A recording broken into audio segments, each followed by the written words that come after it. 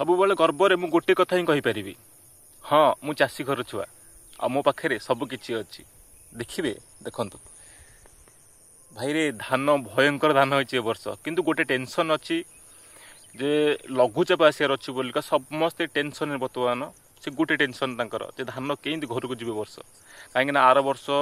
बहुत लॉस होता धान सब गछ होता कहीं सब लोग काटिकी तले पकई सडनली वर्षा होता ए वर्ष ना लोक कि काटुना भय आर वर्ष भाया काले पुणी सेमती हो कटा हो पुणी वर्षा हो लोक अपेक्षा कर लघुचाप सरला पुणी कटाकटी हम हेल्ले आमर बहुत धान भाई कटा हो पड़ जाकू नवाक पड़ो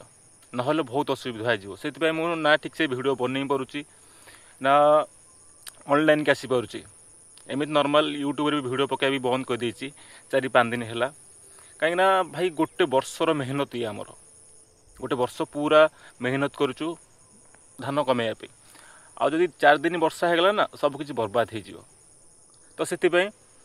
ना वीडियो बन होची ना ठीक से खाई होची ना ठीक से पी होची हाँ इवनिंग रे सांग सहित भोजी भात कर खाई दौचु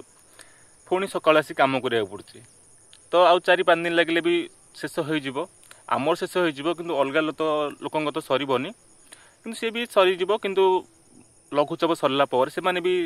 नहीं जबे अमल को भाई रखिबेनि कहीं तो सी नहीं जबे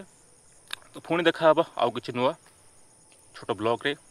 जय जगन्नाथ।